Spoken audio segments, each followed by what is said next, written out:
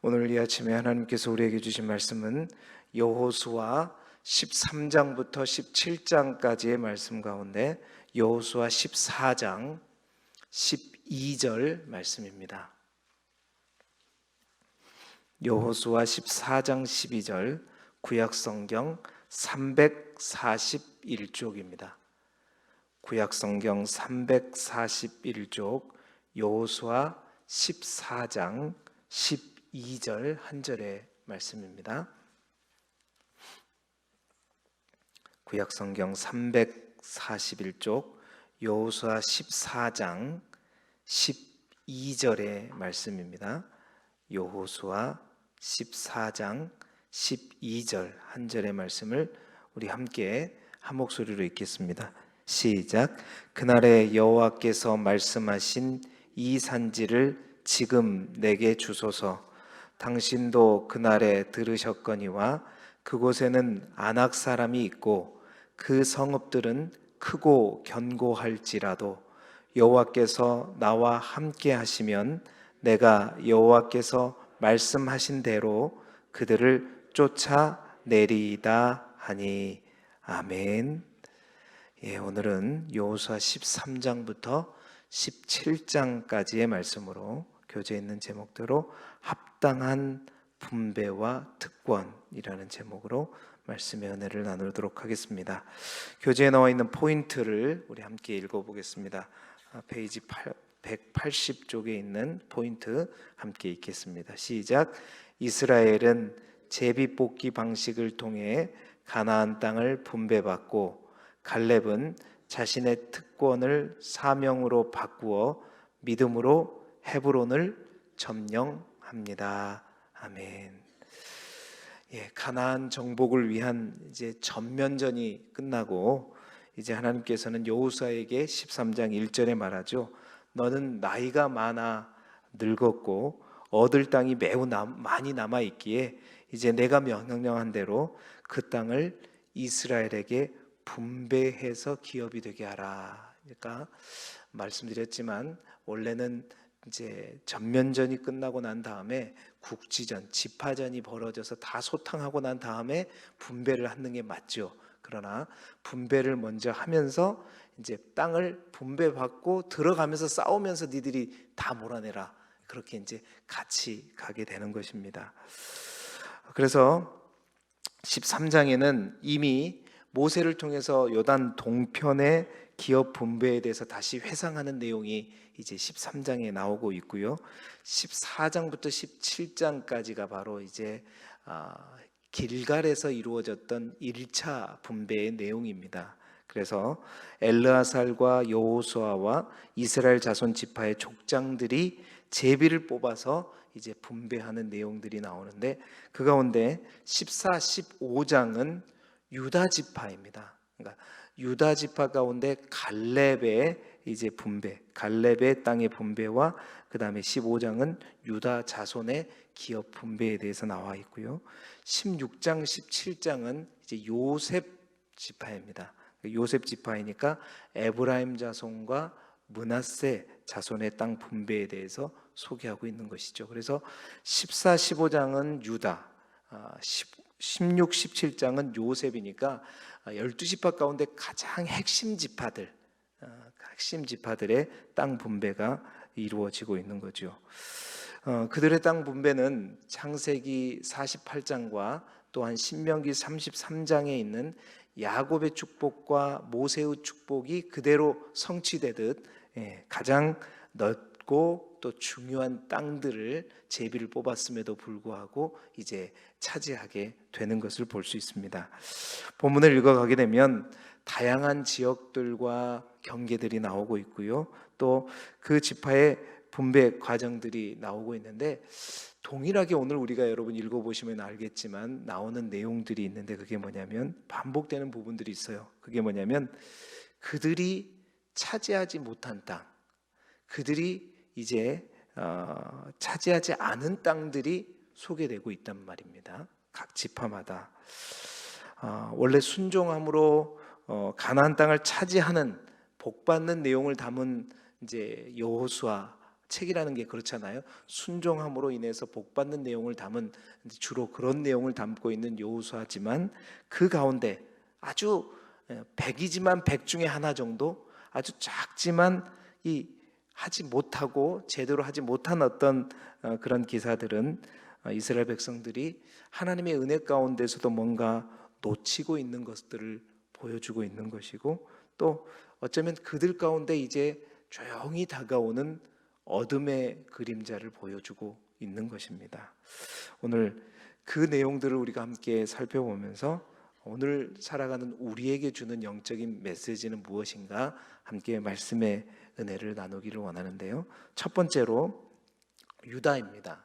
유다는 여부수 족속을 쫓아내지 못합니다. 여호수아 15장 63절에 있는 내용인데요.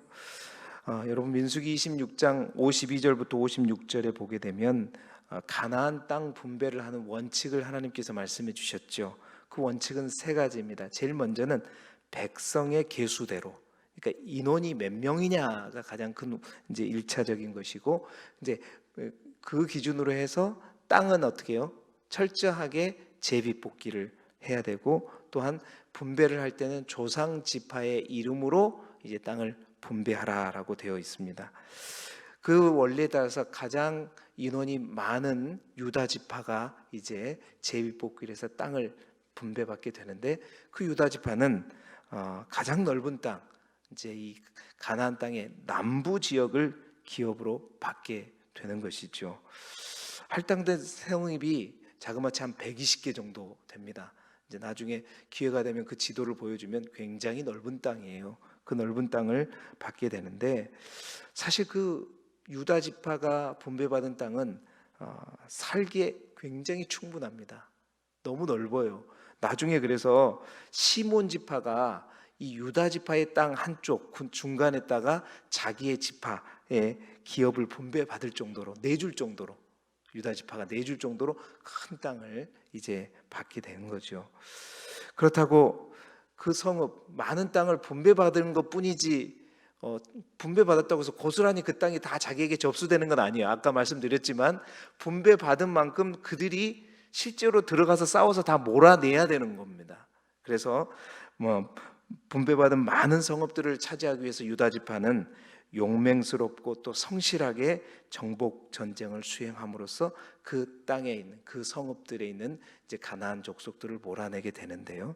그런데 그 가운데 15장 65절에 보니까 예루살렘 주민 여부수 족속을 유다 자손이 쫓아내지 못하였다라고 기록하고 있단 말이죠.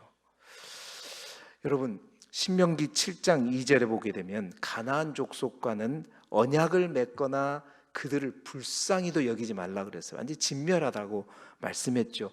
그 하나님의 명령에 따르면 분명히 이것은 어떻게 해요? 순종이요 불순종이에요? 불순종입니다. 불순종이에요. 그렇다면 왜 유다 지파가 예루살렘에 거하는 여부수 족속을 쫓아내지 못했는가? 우리는 눈여겨볼 필요가 있다는 거죠. 왜 그랬는가? 두 가지 이유로 살펴볼 수 있어요. 첫 번째는 뭐냐면 아까 미리 말씀대로 유다인의 땅이 이미 살기에 충분했습니다. 시몬 지파에게 내줄 만큼 아주 넉넉했어요. 120개의 성읍이 있었다 그랬잖아요. 넉넉했습니다. 또 하나의 이유는요, 그 예루살렘 성이 작지만 너무나 견고했기 때문이에요. 이 두 가지를 종합해 보면, 그러니까 120개 성읍 중에 예루살렘 성 하나 정도야 없어도 되는데 굳이 그것을 우리가 차지하기 위해서 그 견고한 성에 우리가 쳐들어가서 우리의 목숨을 걸고 그 땅을 차지할 필요가 있다 없다? 없다라고 생각한 거죠.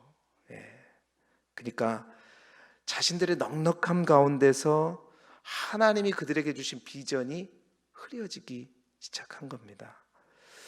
그런데 여러분, 유다가 살아가는 이유가 어떤 풍부함 때문에 가나안 땅에서 살아가는 게 아니죠.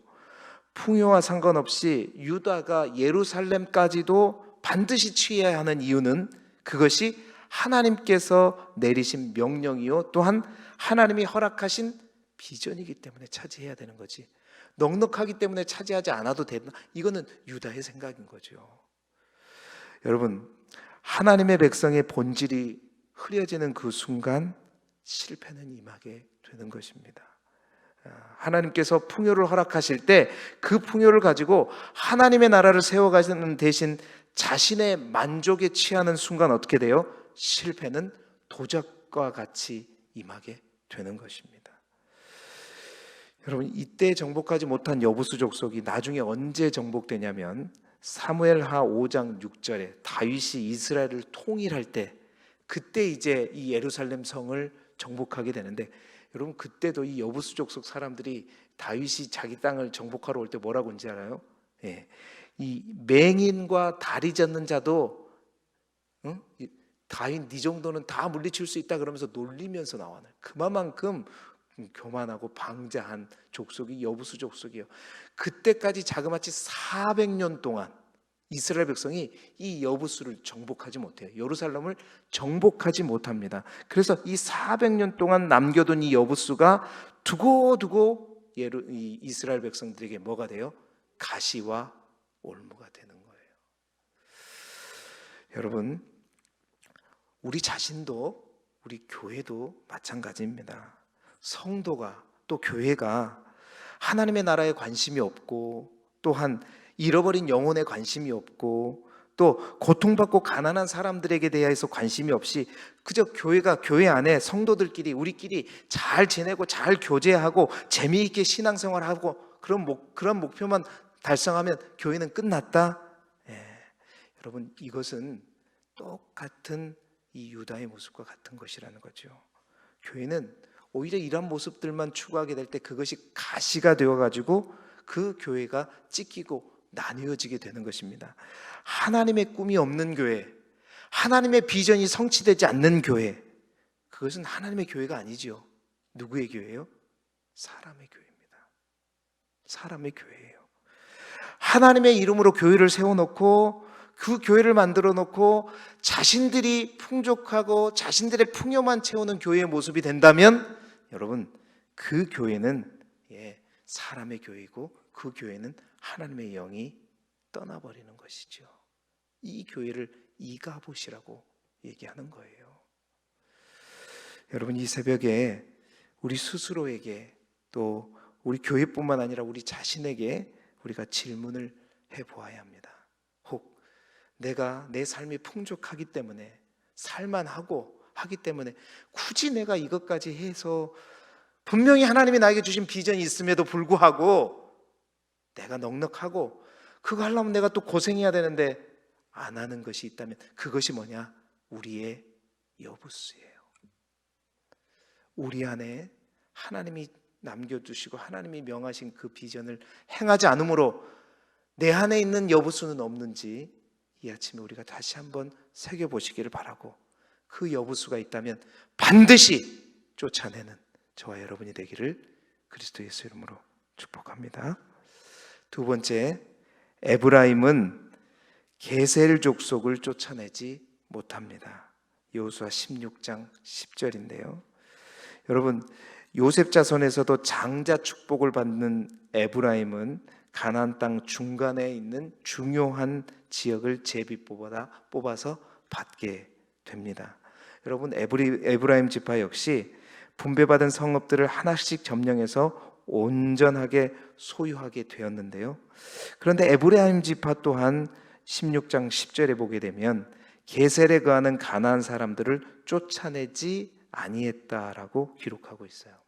여러분, 성경은 에브라임 지파가 그 게셀 족속을 쫓아내지 않고 그들을 종으로 삼았다라고 기록하고 있는데, 여기서 우리가 정확히 보아야 될 게 뭐냐면 쫓아내지 못했는가 아니면 쫓아내지 않았는가라는 거죠.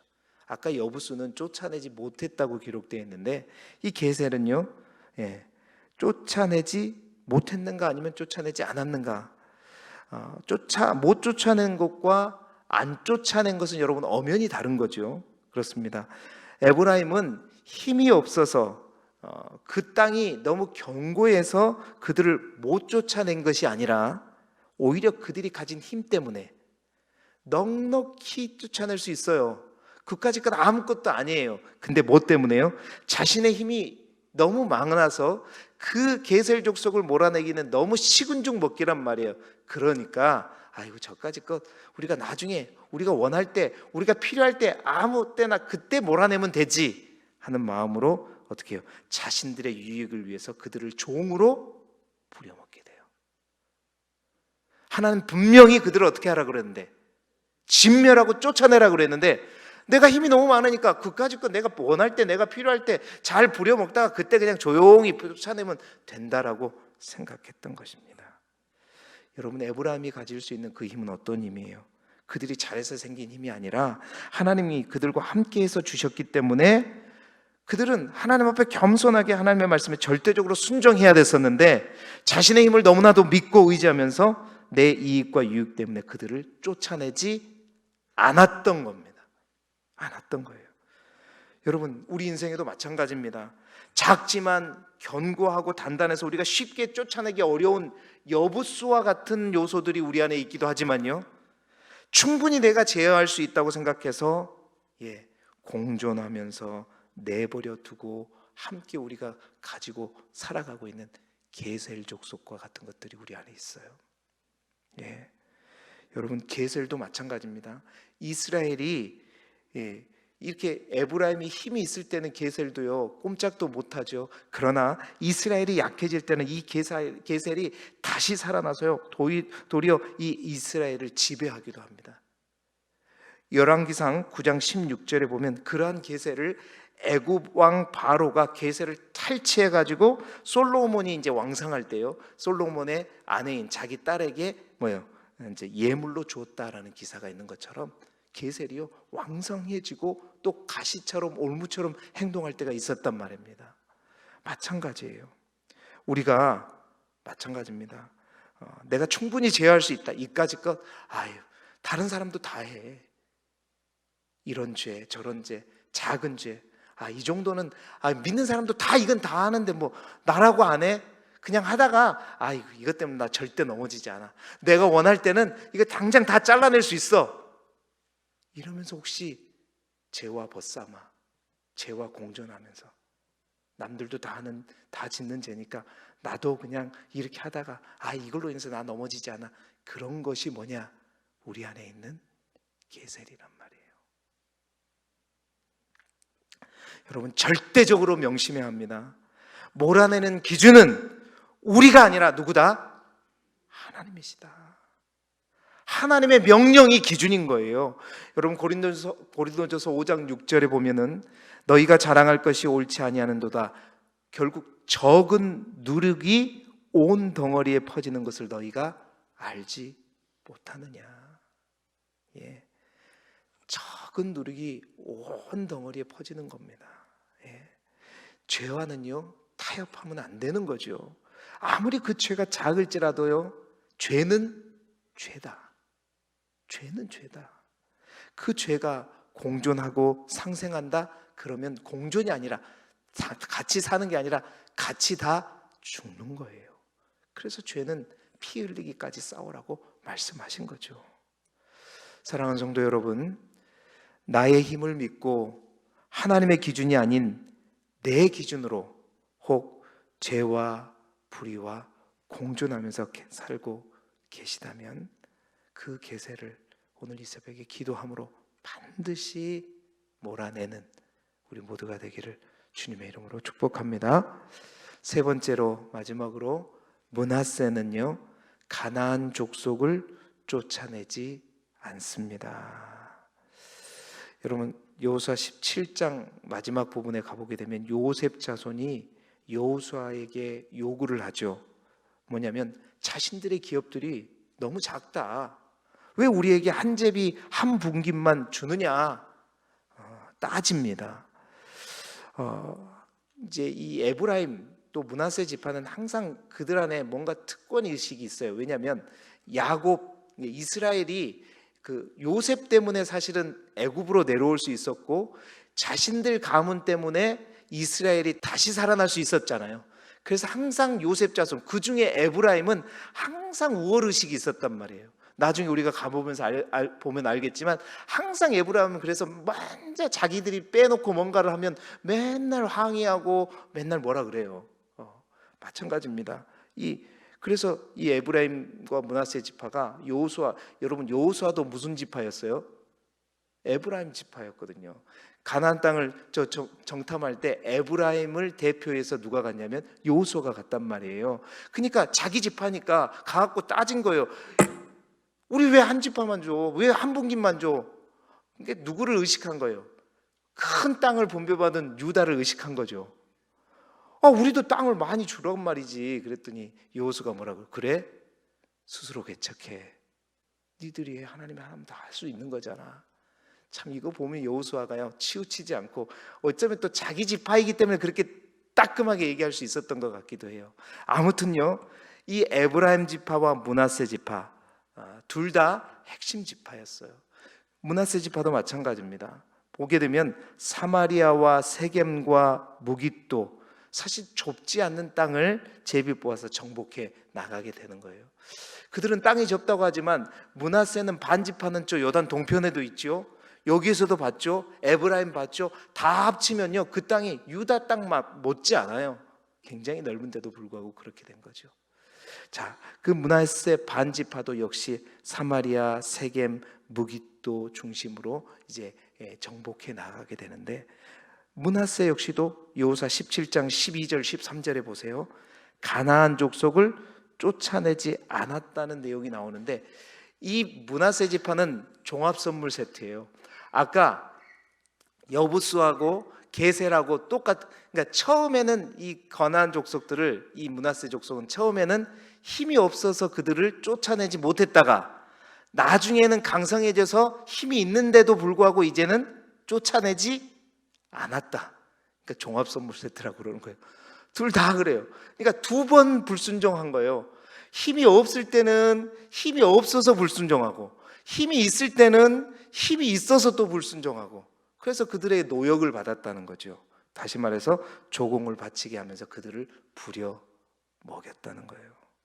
자신들의 욕심과 안락에 집착하면서 하나님의 명령을 이 므낫세 반지파는 두 번씩이나 불순종하는 그런 격이 되어버린 거죠. 결국 이 사마리아와 세겜, 이스라엘의 북부 지역에 있는 이 가나안 족속들을 멸하지 않고 남겨둠으로 말미암아 나중에 남유다와 북이스라엘로 나누어졌을 때 그 북이스라엘의 멸망의 원인이 이 남겨진 가나안 족속들 때문이었어요. 그들의 우상들 때문이었잖아요. 여러분 보세요. 12절에 17장 12절의 말씀을 보십시오. 므낫세 자손이 그 성읍들의 주민을 쫓아내지 못함에 가나안 족속이 뭐라 그래요? 결심하고 그 땅에 거주하였다. 여러분, 우리가 하나님의 이름으로 쫓아내지 않으면 사단이가 말입니다, 결심하고 우리가 여기 살면 되겠다, 이걸 얘기하고 있는 거예요. 그러니까 므낫세는 그들에게 딛고 서서 활동할 근거를 제공해 버린 거죠. 여러분, 이제 말씀을 마무리하겠는데요, 오늘 우리는 이 가나안 땅의 핵심 지파들의 정복 전쟁, 특별히 지파전 속에서 그들 속에 발견된 영적인 틈을 우리는 보고 있는 겁니다. 여러분, 우리에게도 여부수와 같은 틈이 있고 게셀과 같은 틈이 있고 가나안과 같은 틈이 없는가 생각해 봐야 돼요.